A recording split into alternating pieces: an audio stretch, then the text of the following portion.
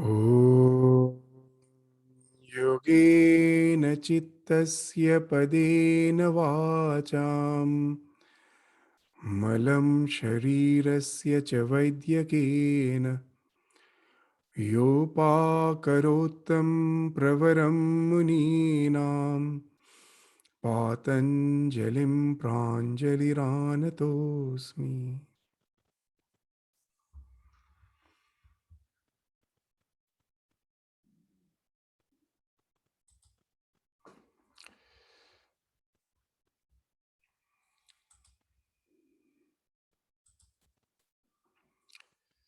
So in the last class, we started our discussion with the concept of the Nirmana Chitta, as has been spoken of in the 4th chapter of Patanjali Yoga Sutra.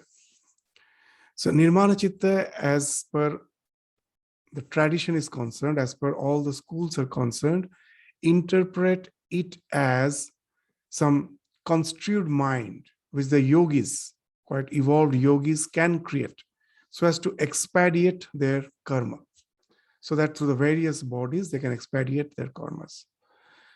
So it as if that explanation, we are not saying it's not correct, maybe it's a correct explanation also, but it has nothing to do with our day-to-day life.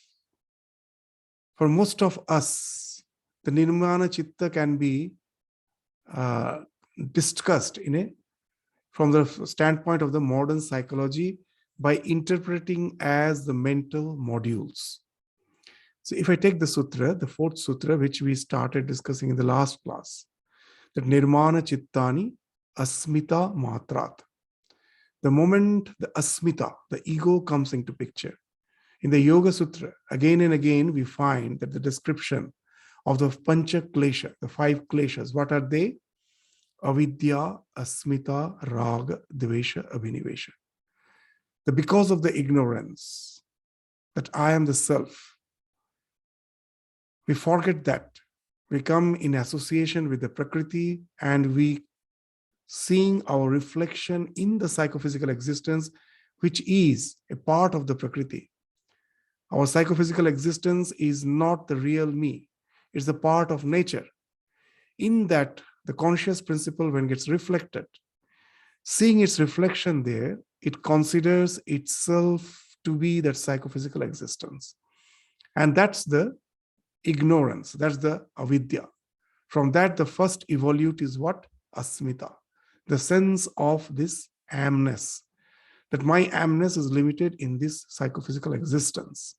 I am this body-mind complex. From that comes the next 3, raga, dvesha, abhinivesha.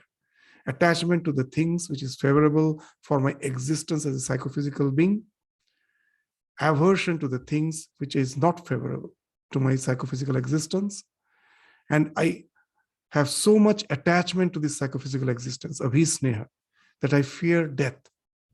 I run away from any factors which can disintegrate my body-mind complex. So these are the 5 afflictions which has been spoken of in the Yoga Sutra.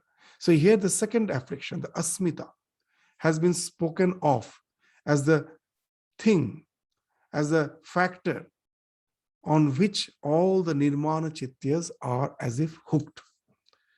So Nirmana Chittani Asmita Matra. So what are these Nirmana Chitta? As in the last class also we were discussing, that just consider the first evolute of Prakriti, the microbe, a bacteria.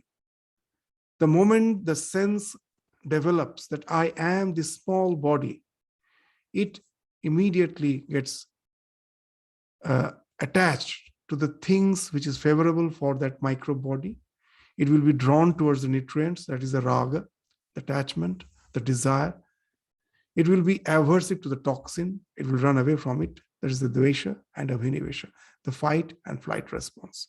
So now you will find that for anything favorable, that stimuli is when it's favorable, immediately the response is, it goes to the growth mode. It will be drawn towards it.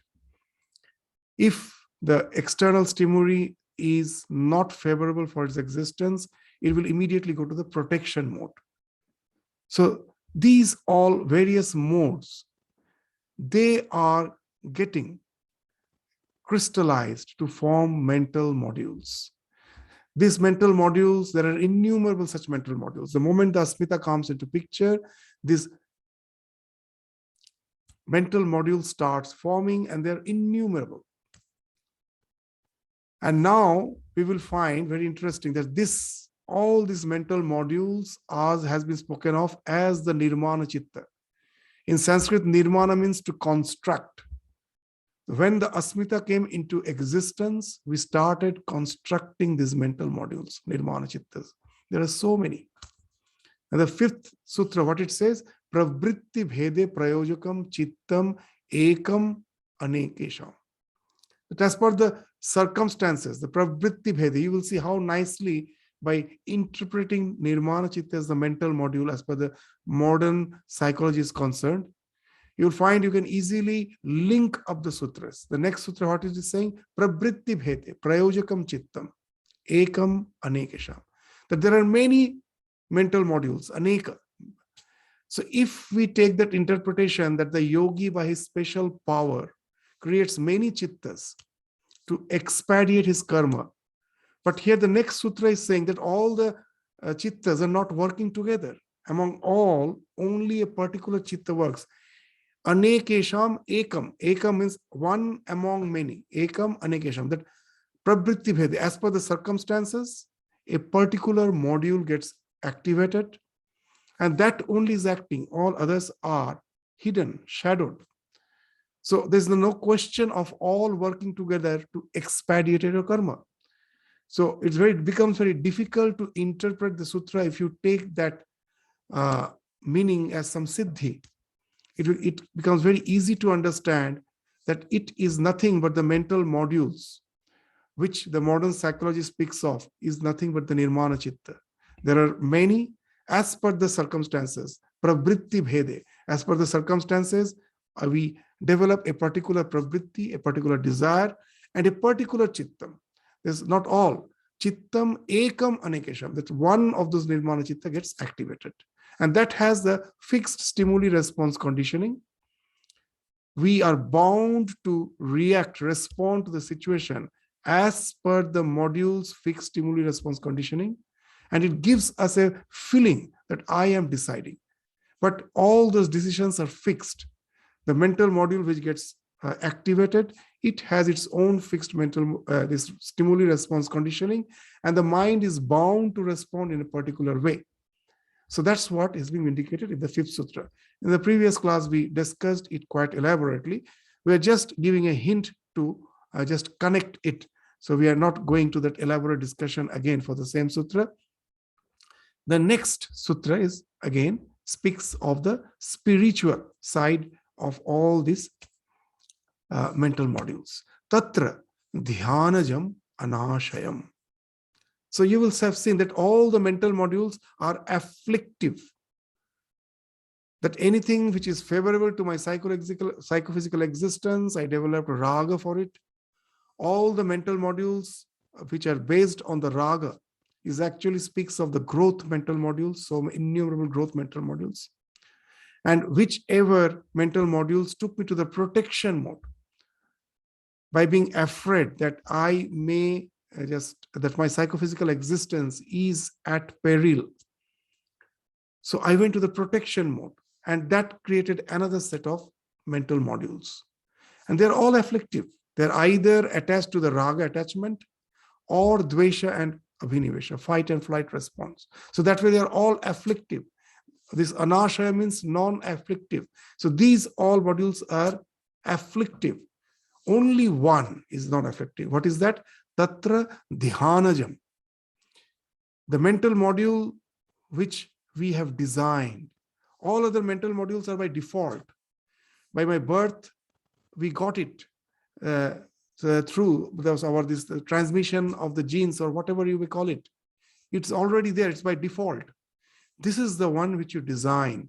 Tatra dhyanajam, through meditation.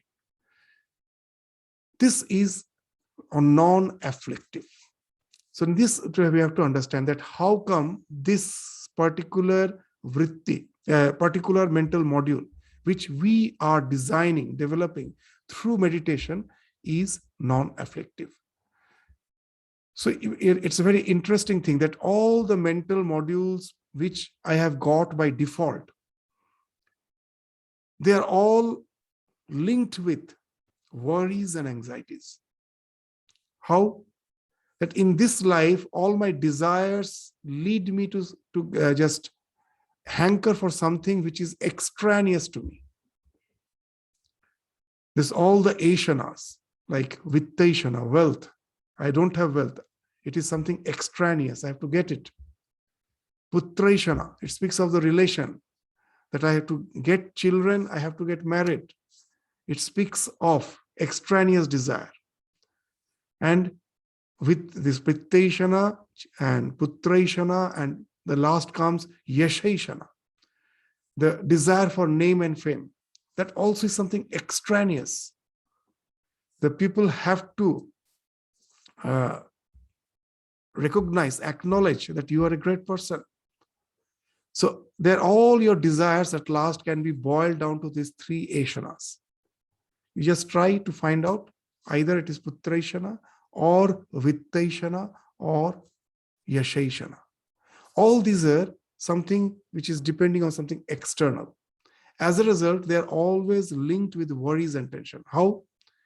Till I don't get the object of my desire, I am worried that I may not get. Once I get it, immediately this anxiety starts developing. I may lose it, whether it is relation, whether it is your wealth, whether it is your position in life. So not a single desire is without worries and anxieties. The moment, the day you start meditating, you are developing a new mental module through the neuroplasticity by repeating it again and again. When you're with your all willpower, you're trying to get established in meditation. At the beginning, it may be challenging. Gradually, you start developing taste for it. The groove has started forming inside your mind. A new mental module is forming with a stimuli response. The moment I meditate, I enjoy the bliss. I go to the bliss. For the first time in the entire process of evolution, no other creature can do it. We have created a mental module which is not depending on something extraneous. It is just up to me, whatever may be the external circumstances, whatever may be the crisis, challenges, whatever may be the cause of anxieties. I forget everything the moment I dive deep within with whatever object of meditation it may be, and I have already started getting the bliss out of it. The meditation leading to bliss, stimuli, response. For the first time in the entire process of evolution, you have developed a module, you have designed a module which is in no way related to the worries and anxieties. Once you have developed, there is no question of losing it. Even in the next birth, even in this birth, if I have not been perfected in my spiritual journey, I will be born again with that sanskaras. I will be continuing. That's why in Bhagavad Gita, they have, how nicely it has been mentioned, that this is the swalpam apyasya dharmasya trayate mahato bhayat. That a little practice can save you from the great danger, the great perils of life. Once you develop the test for this new mental module, it is in no way related with any anxieties. In the very wonderful language of Mirabai, one of the mystic saints of India, that what in one of the songs, that one of the two lines are very wonderful, that this is such a wealth. What is the wealth? That Hindi lines are, kharche nahi koi, chor na leve, dina dina varat savayo. Kharche nahi koi. It never gets expended. Your wealth gets expended. Chor na leve. Their wealth may be stolen. And kharche nahi koi, chor na leve. The next line is dina dina varat savayo. The more you practice, the more deeper is the groove in your mind, the more joy you get out of it. So the more the treasure, the more you actually expend, the more the treasure increases. So this, for the first time, you have developed a module which is anashayam. In no way it is linked with the worries and anxieties. Now the next question comes, that how it is going to help us. In this life, I have already found that my desires coexist. For the first time, if I am taking certain delicacy which I have not taken previously, I of course develop a taste for that, but that doesn't mean that I lose the taste for the other things which I have already developed taste. So they coexist. The question comes here also, all the mental modules will now coexist with this new module which I have developed through dhyana meditation. So here we will find that this is the beauty of this mental module. As this mental module is without worries and anxieties, you have as if created a path in your mind, a groove in your mind, which has no cross sections, no traffic. When I have to depend on something which is extraneous, the thing you like, the same thing I like. There's a question of clash, crisscross. The job for which I am desiring, I go and I find there are 100 applications. So all are as if in the cross section. Just the way when we are traveling, we always want to get the green signal, but we know it is not possible. We may get the green, we may get the red. It has been designed in such a way that everyone's desires are taken care of, that all get the same, the balance, same benefit. No one gets the privilege. So sometimes I may get red, sometimes I may get green. And when I am in a hurry, I'm having the worries and tension. These traffics are the reason not allowing me to reach my goal as I desire. But for the first time, you have created a road in your mind that the moment I go deep in my meditation and enjoy the bliss, if you also have developed, as it is something intrinsic, there is no question of clash. Well, you can enjoy your meditation, I can enjoy my meditation. There is no clash. There is no question of worry and anxiety, no question of missing once I get it. And there is no question of this crisscross. I have developed a free way in my mind for the first time, where there is no question of going through the traffic. All other roads, you're bound to go through that traffic, through the junctions. Once you develop the freeway, as we know, even in our day-to-day life, if there is freeway, why should I go through the traffic road? It automatically stops. I will start traversing through that freeway. Who doesn't like to go through that freeway where there is no question of traffic? So that's the thing. It happens with the Dhyanaja mental module. Once you have developed that, the other mental modules starts falling off naturally, because you have more and more inclination to traverse this path. You no more would like to go through all those worries and anxieties. We always, after all, everyone wants happiness. Everyone wants peace. When I can get peace, unadulterated peace, why should I again resort to that? So that's how you will find that it leads to more and more non-afflictive state of your existence. So now you will find that how nicely you can link all the sutras. Tatra dhyanajam. Therefore, among all those, tatra means among all those mental modules, the one which you have developed through meditation, dhyanaja. In Sanskrit, whenever ja is used, like pankaja, the lotus is called pankaja. Why? Panka means mud. The thing which is coming out from mud, is born from mud, is pankaja. Similarly, dhyanaja, the product of meditation, the mental module which has been produced by meditation, dhyanaja, born from meditation, that is anashayam. That has this non-afflictive. Now you will find how wonderful these sutras are. If you can, just with your rational understanding, you need not go for all those supernatural explanations. Day-to-day life, we can relate to these sutras if you can just understand it with this concept of the mental modules, how nicely it can be understood. So now, after this mental modules has been spoken of, now the question comes that after all, I am a slave of the mental modules. Whatever these mental modules I have, as per the circumstances, they will rise up. And my decisions are, my responses are all fixed, already fixed.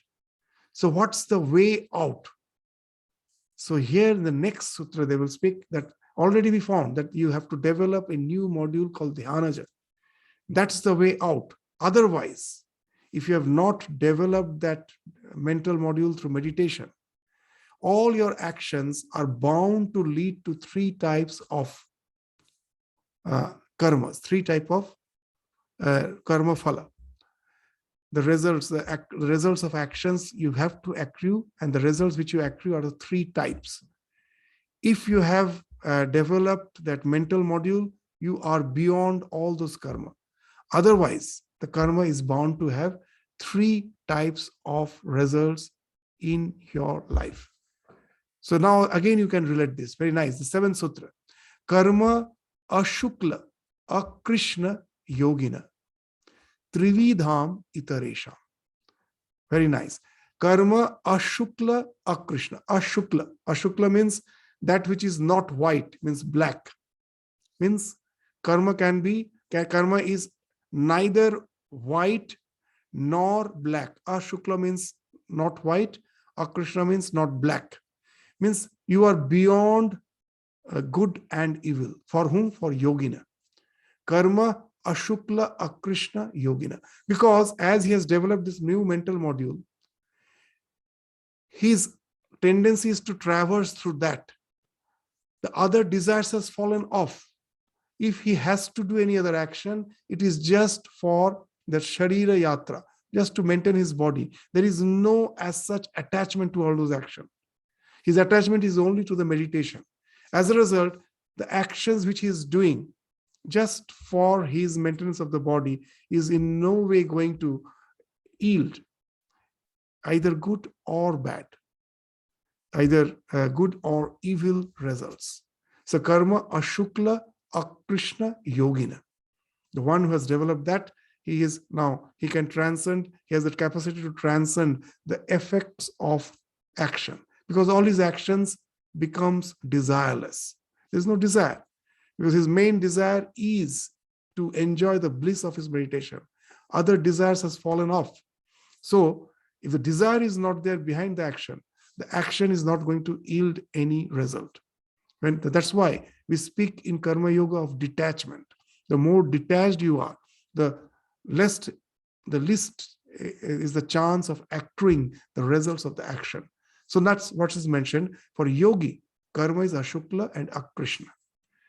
Trividham itaresha. But for others, it is three types. What are the three types? Your results can be, the result of our action can be good, it can be evil, it can be pious, it can be something evil, or it can be mixed. So now let us try to understand that as long as we are bound by our asmita, that our ego, once you develop that meditative module, your ego is breaking off. Because your ego, though is linked with the meditative module, but it has fallen off from all other modules. So this meditative module, like a scarecrow, has got rid of all the modules. So when you are developing that, evolving spiritually, that asmita is gradually reducing. So as long as you are bound by, but as long as we are bound by asmita, once actions are motivated by that, just now we discussed yoga and kshema. What is yoga and kshema? Yoga here doesn't mean the spiritual yoga. Yoga means union. That till I haven't got a thing, just to get united with my desired object is yoga. And once I get it, to preserve it is kshema. So as long as we are bound by asmita, all our actions are motivated by this yoga and kshema. What is that? That till I haven't got it, I am desiring to get it.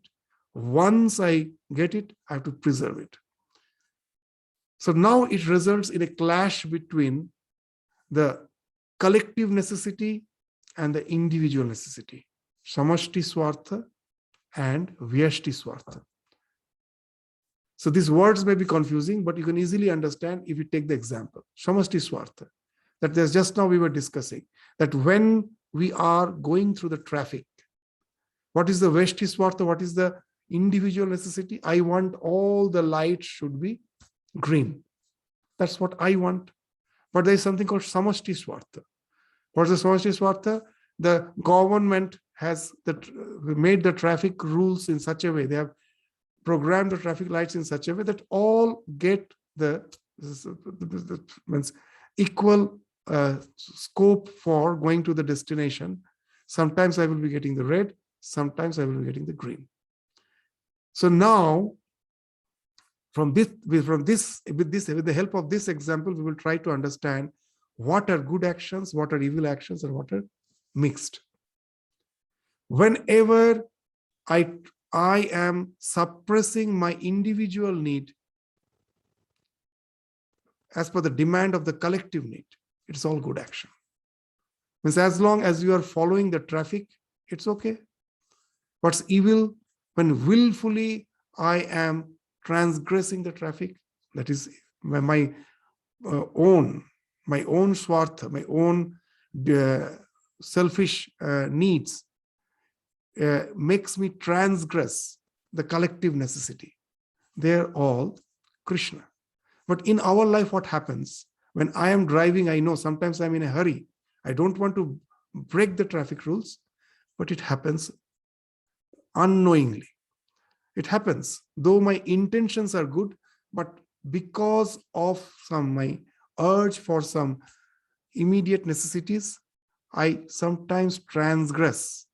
So now you will find that all our actions most of the time gets mixed. Sometimes, yes, some are having that motivation to transgress. For them, it is purely Krishna. But what is meant by mixed? That most of our actions gets mixed. How it gets mixed? By that though our intentions are good, but we lose points sometimes carelessly. So you can take this example in all our activities in our day-to-day life. Whenever there's a collective, you are not transgressing the collective necessity, the actions are considered to be good. You are willfully transgressing, they are bad. And with your intentions not to transgress, but you transgress because of carelessness or because of some intense urge, it is mixed. Another example you will find something very interesting. In nature, when the parents are going to give birth to the children, it is totally in the hands of the nature. They also don't know whether it is going to be a boy or it is going to be a girl. But if you leave it to the hands of the nature, a wonderful thing happens. You will find there also, there's like the government is still better, some traffic system is there. If you leave it in the hands of nature, it's the ratio of the boy and girls are always, you will find, is same. It's not disturbed. But yes, so if you leave it in the hand of nature, so as a parent to get child is a good thing. But you have heard that in India that because of the parents' this intention to get male children, so they're transgressing the traffic rules, that they will just kill when this child is in the embryo. Once that all those things are illegal, by scanning, they know that it's a female child, it's killed. And that's why you will find in Western India, some of the states, in a big crisis, there are villages where there are only male, no female.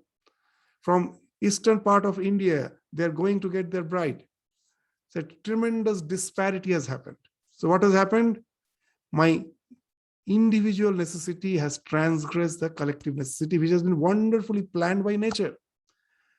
So how you will find that behind nature, that intelligence is there, wonderful intelligence. Who has planned it? There is never disparity between the male-female ratio if you leave it in the hands of the nature. There may be little difference, but it is almost same. It's a wonderful balance. So this speaks of intelligence behind the nature, how wonderful it is balanced. Everywhere, in life, this can be the only, that is the way to judge good, evil, and mixed action. When your necessity, your personal necessity is transgressing the collective necessity. You are transgressing the traffic. The traffic rule is there in nature. It's not only in the road, it's the entire nature. The traffic rule is there. We transgress that, and that's how. But when the question of transgressing comes, when my desires are something extraneous, so the one who has already developed that mental module and has developed a detachment for the life, for him that question doesn't come. So for him, the karma is a Shukla, a Krishna. For yogina, Trividam iteration. For others, it is three types. So now you will find with these examples, the sutras becomes quite easy to understand. So that's what the 7th sutra speaks of. Let us go to the 8th sutra.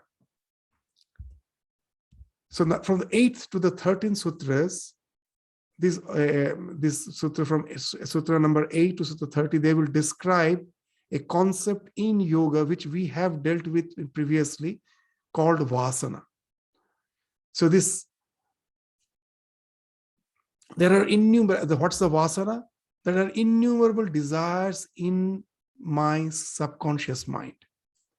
As we have discussed previously, just now we were discussing that if we take the theory of evolution as something as true, we started from bacteria, have evolved to the human being. From that bacteria to the human being, so many mental modules we have developed. They're all there. Not a single of them is lost. They're all there, hidden in my subconscious mind. All those modules with a fixed stimuli response conditioning. This stimuli response conditioning is the vasana, the desire. But all these vasanas are not samskaras. Samskaras are something visible. I know that if I have developed an intoxication, if liking for cigarettes, for smoking, I know that. But there are so many vasanas which are hidden, which doesn't find expression in my life. Sometimes we get very much surprised with ourselves. When we, in certain circumstances of life, we suddenly behave in some awkward way, and we think, how can I behave that way? Most probably you were never in that circumstance and you never knew that such and such mental module is already there in your subconscious mind, which never found chance to express.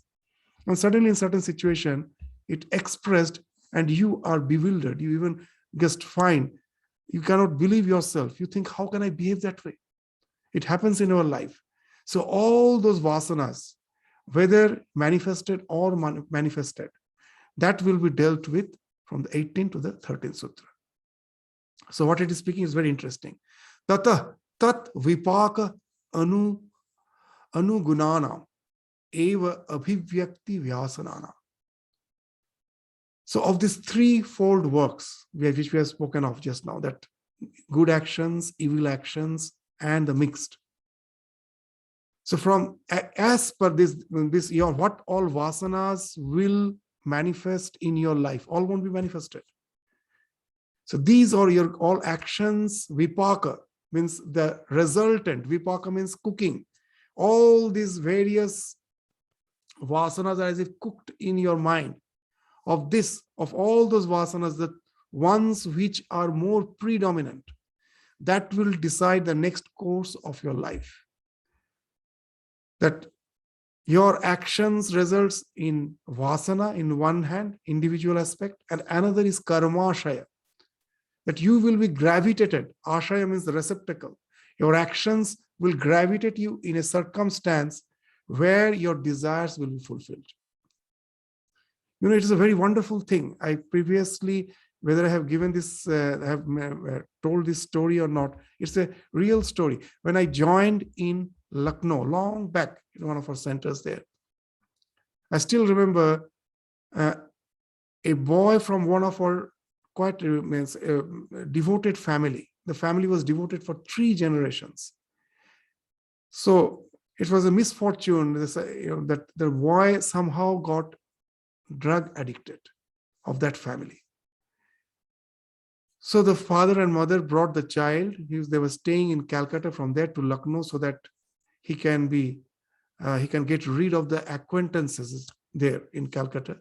He was brought to Lucknow, and they brought him to the ashram, to the center, with the idea that if he is given chance to stay in the center, and is not allowed to go out, and he's kept busy with some lot of activities, which the parents requested the Swamijis that please give him some activities like gardening, doing some work in the shrine, doing some office work. So his mind will be diverted to all those things. Most probably, he can come out from this addiction. So the Swamiji there agreed. He was in ashram, and in few days we found, after 1 or 2 months, the first month everything was okay. But gradually we started finding that our things are missing. Sometimes in those days we had the radio. Sometimes the radio was not there. Small things, the alarm watch, alarm clock, it is not there. It's missing. So like the small things are missing. We never understood, because in ashram, there's no one going to steal the things. How come these are missing? So we were a bit perplexed. And then one day, the offering box in the shrine was not there. So now we were really worried that what's happening? How come? Because there's a security guard, there's a boundary wall. We scolded the security guard, thinking that he is not doing his duty properly. After a few days, the second time, again the offering box was stolen. No clue who is doing all those things. The third time, by this time, few months have passed. Suddenly, at the dead of night, the security guard was blowing the whistle and woke us up. And we went, and he just took us behind the shrine, where the security has somehow tied the hand of that boy. And he was sitting there quietly. And then the security guard related, very interesting thing, that he found this boy to be digging a hole behind the garage. And he was hiding himself, he was just conspicuously looking what he was doing.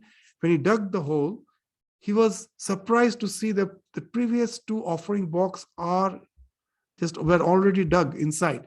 And he was going to keep the 3rd box there. And that's the moment he was caught. Now we were all surprised. We then just asked him and just inquired that why he was doing this thing, why he was stealing these offering boxes. The story he told is very interesting. That he never went out of the ashram, that Lucknow was a new place for him. He was a boy from Calcutta. He never went out of the ashram. The drug dealers somehow came in the ashram. We never knew. They, for the first few times, gave for free the drugs to him. And then they asked for the money, and where to get the money. And that's why he started stealing all these things. Just see that for him, he was staying in the ashram, within the boundaries, security guards were there. There's no question of going out. But as per your desire, know it for certain, if you have the desire, to be a king in the palace, and you're thrown in the forest, the palace will be built there in the forest. The forest will be cleared up, and the palace will be built. Your desires is going to gravitate the circumstance. And in the circumstances, you will find yourself therein. This boy that has gravitated the circumstances as per his desire. And he got his environment there, sitting inside the ashram. So that's the thing, that as per your desire, you will be gravitated to the circumstances. And only the vasanas, which are favorable to that circumstances, that will manifest. The others for the time will remain hidden. That doesn't mean they are lost. They are just hidden. Again, when those get the favorable circumstances, they also will manifest. That's how from birth to birth, that we gave that common example jokingly, that most probably we were a grazing animal in some past birth. As a human being, seeing the grass, we are supposed to salivate. It's such a delicacy, supposed to be. But we never do it. Why? The vasana, which is appropriate for that grazing animal, is not appropriate for the human birth. So that's why it is hidden. All those vasanas which are appropriate for this birth, they only will manifest. The others remain hidden. So that's the idea. And that's what all will manifest. The vasanas which has been decided by the vipaka of all the good and evil actions which you have done. So just see how wonderfully all these sutras are linked. Tata tat vipaka anugunana. Of all those, this vasanas, because of your actions, the thing which, that the vasanas which manifest as per the circumstances, tat eva abhivyakti, they only manifest. The others will remain hidden. So from these threefold works, tata, tat vipaka, or then what is this manifested, which are manifesting, the which vasanas are manifesting, abhivyakti means the manifesting, which are fitting to that state or species alone. That's anugunanam. That's you are following. Anugunanam is following. That as per the state in which you are, all those vasanas which are favorable for that, they only will find expression. The others will remain hidden. So even in this life, that's why, even whenever I get chance, many will complain that I don't have any scope for spiritual practices. Let us not complain. I cannot change the circumstances, however I may try. I am born in a particular situation. If I am not getting the circumstances, at least one thing I can do. Whatever little effort is possible, let us try to utilize that for developing that meditative module. What happens? That once you develop that liking, this will gravitate you again in the future, but to such a circumstance where you will find favorable circumstances. And then suddenly you will find that the spiritual growth is something happening almost without any hindrance. So that's why this is the thing which this sutra indicates. That all our actions, if it results in the manifesting of the particular samskaras, and it gravitates me to that circumstance where those samskaras will be fulfilled, then let us try with whatever I have. Know it for certain, karma doesn't mean that what you have because of your past actions. Karma, that becomes fatalistic. You will say, oh, what can I do? Because of my past, this is the thing I have got. It doesn't mean that. It means what you do with what you have already got. Just in a common way, we say that the two ladies, one is a very rich lady and another is a poor lady. The poor lady is a very good cook. The rich lady, because of good karma, has born in a rich family and she has access to all spices, oil, everything. But she is a very poor cook. She doesn't know what to do with that. And that poor lady with very meager ingredients can make a wonderful dish. So what you can do with whatever you have, that speaks of karma. So here also, that whatever circumstances we may, instead of blaming the circumstances, why not use it in such a way that I cook out a wonderful dish out of it. This cooking is the word by which this vipaka is meant. That what dish you are going to cook with whatever ingredients you have, that speaks of your future. So that's the idea. Tata tat vipaka.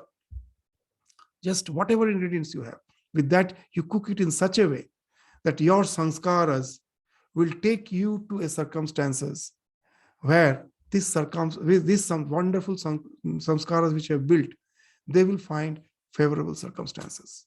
When we used to say that when we read the life of Ramakrishna and his monastic disciples, that in Varanagar monastery, this wonderful life they were leading.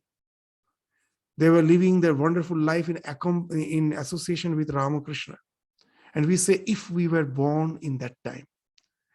So many of us senior monks say, just to born in that time, how many lives of tapasya you need to really develop those sanskaras, then only you get that favorable circumstances. So then all the vasanas will be fulfilled. So instead of complaining our situation, So this sutra indirectly indicates that in whatever circumstance we are, try to make the best use of it. Most of our life is wasted just in complaining, blaming others. We never take the responsibility on ourselves. If you go to the YouTube and search the interview of all the so-called serial killers, there are many interviews of serial killers. Even they, when the interview is taken, constantly they are abusing the society, that the way they have been brought up, the circumstances have forced them to be what they are. In this life, no one takes the responsibility on their own shoulder. That's why Swami Vivekananda again and again is saying that take the responsibility on your own shoulder. Have faith in yourself. That's the only way for the spiritual evolution. The laziest persons are the one you will find constantly abusing others. They do nothing. And when they find they are in a very pitiable condition, immediately they wake up. That's the time they wake up and start abusing others. The one who is already developed, who has already developed that sense that in life, whatever has to be achieved, it is me I have to achieve. As Shankaracharya says, if you are hungry, the guru, if he takes food, you're not going to is not going to appease your hunger. If the guru is taking food and satiating himself, that is not going to appease your hunger. He has given you the mantra. He has given you some wonderful suggestions, but it is you who have to grow on that. And that's what this sutra indicates. So in whatever circumstance we are, let us try to avail it to the best of our capability, so that in future, know it for certain, the nature's plan is such, you are bound to get favorable circumstances where all these new sanskaras, which you are trying to build, they will find favorable circumstances, and there will be an overwhelming spiritual growth in a very short time. And that's the thing which this sutra is indicating. So let us go to the next sutra. So it all speaks of the this vasanas. What's this? Jati, desha, kala, vyavahitanam api. Anantaryam smriti samskaraya ekarupatvat. Because of the Sanskrit words, it becomes technical, but it is saying, once we explain it, it becomes very easy. Jati, desha, kala, vyavahitanam api. Suppose in this birth, I developed a little samskara for some spiritual practice, but that was not predominant. Some other desires were predominant, and most probably the next birth which I get, because of the predominance of other things, I don't get any chance for spiritual practice. I'm totally involved with the worldly life. But know it for certain that little sanskara which I've developed, maybe not in the next birth, maybe in the succeeding birth, you may get favorable circumstances. And that samskara which was not finding expression, suddenly in an overwhelming manner, it will find expression. So this vyavahitana means, though there is a gap, vyavahita means gap, of jati, desha. Jati means species, desha means place, kala means time. Though you may be born in a different species, in some different country, and in some different phase of time, but again you may be born in a circumstance after a long time. But once you have developed some modules which was hidden, which finds several favorable circumstances, then suddenly it will find expression. So that's what is indicated here. Jati, desha, kala, vyavahitanam api, anantaryam, smriti samskara. Your memory, now this brings back that samskara, ekarupatvat. So this corresponding, this as the smriti and the samskara, whenever there is ekarupa, when they become similar, that your memory is now in favorable with the samskara which you have already built, immediately that will find spontaneous expression. That vasana which was hidden, that will suddenly evolve, and you will find it's overwhelming. To give an example, in the life of Chaitanya Mahaprabhu, if you read the life of Chaitanya Mahaprabhu, it's wonderful. From the initial stages of his life, we will find he's more inclined towards scholarship, towards getting established as a scholar.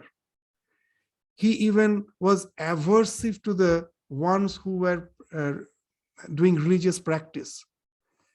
He will never give any importance to those who were practicing the bhakti.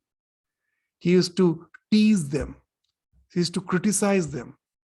And then in Navadvip, one monk came. His name was Ishwarapuri. He was a devotee of Krishna. So he, in Sanskrit, he wrote some this play on Krishna, some divine play on Krishna. And now he was in search of some Sanskrit scholar who can edit it, because he knew that he was not that good in Sanskrit. There may be some grammatical errors. And someone told that Nimai Pandit, Chaitanya Mahaprabhu, the Nimai Pandit, he is extremely good in Sanskrit. He's an erudite scholar in the Nyaya philosophy. Why not you ask him? So when Ishwarapuri went and just asked him that, can you please go through this book? Immediately he told, what's the book about? The life of Krishna. Bogus. I don't want to read it. He never wanted to read it. And then Ishwarapuri humbly told, see, it's not just what I have just written, that that's not to make you read that. I'm asking you. There may be some grammatical mistakes. Can you please correct it for me? So now Chaitanya Mahaprabhu agreed. And in the process of reading, when the reading was complete, he was a totally different person. Means all this, that's the speak that now we, as per the tradition, say Chaitanya Mahaprabhu is an avatar. The question of past sanskara doesn't come. But even for ordinary soul, we find that such thing happens. That most probably we had no inclinations for spiritual life, and suddenly we were placed in some circumstances where we were supposed to be, in association with all those who are having some sort of spiritual practice in some temple or in some ashram, and suddenly we find that some urge for spiritual practice is welling up within me. From where it came? Jati Desha Kala Vyavahitana. Maybe in some past birth, somehow I developed that tendency. Little practice I did, it gets the favorable circumstances, it becomes now overwhelming. So this is the importance of all these vasanas. So all the spiritual practices, even whatever scope we get in our life, let us do it as much as possible. Instead of complaining that I don't get chance, let me do as much as possible. Always take the advantage of the present circumstances. If you just try to be at present in your life, you will find there's a lot of chance. Most of the time, at the present, when we have nothing to do, we are either just thinking of the past and we are just blaming ourselves, why I have done such and such thing, or we are anticipating the future. If you just be at present, we do get sufficient time to take care of what is really needed to take care of for a spiritual growth, for a spiritual journey, that you get sufficient time. And that's what is being indicated. Sri Ramakrishna used to say a wonderful thing, that how these good sanskaras, which may be hidden, may suddenly find expression in our life. He used to say very nicely that a gardener was digging the soil of his garden, and suddenly, accidentally, he never knew there was a water pipe going below. He struck the pipe and the fountain of water started coming out. So in our life, we find there's a sudden change. You read the life of St. Francis of Assisi, that what he was and what he became suddenly. The sudden change, suddenly the fountain has opened up. How it happens? The same way. In some past birth, some good karma was done. And suddenly when it gets a little good suggestion in some future birth, it immediately starts finding expression. So that's what is indicated in this sutra. So it can be the good sanskaras, it can be the bad. So we should be very careful. Sometimes in life, it's a very common saying that what's the harm in having the little pleasures of life? These little pleasures of life can be very dangerous. Can these little sanskaras can become a huge wave if it gets favorable circumstances in some future circumstances. So these little pleasures of life can be dangerous. So at the same time, the little good sanskaras can be as the saving factor. It can just be a saving factor, tarakam, that has been spoken of in the last chapter. So that's what the 9th sutra speaks of. The 10th sutra, what it speaks, it is appears to be technical. We will translate, most probably we may get, if we may not get time today, we will again take up the next class. But let us just read the sutra first and see. Tasam anaditva cha ashisha nitvatvat. We can cover this. That these vasanas are something unending. These vasanas are this, what you say, that something which is eternal. It is not, it is something eternal. That's what it is being mentioned. Tasam anaditva. The desire, why these vasanas are eternal? Because ashisha nitvatvat. The desire for self-welfare, ashisha means the desire for self-welfare, is something which is also eternal. What it is speaking, we have already discussed. The moment as a microbe, the first evolute of life, it came, what happened? There was ashisha. It wanted that self-preservation, self-welfare.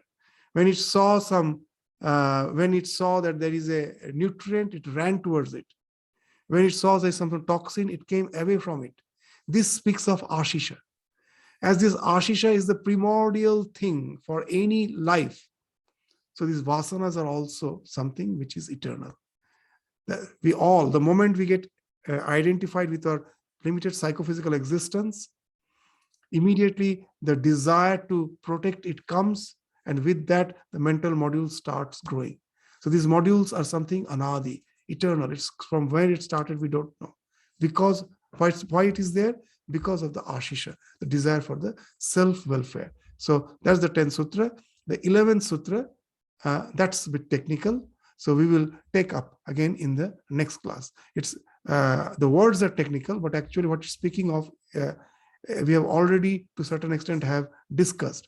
So we will take that sutra, just try to understand the words, and then we will try to relate to what the idea is behind that sutra. So with this, we stop our discussion today. Thank you all. Namaskar.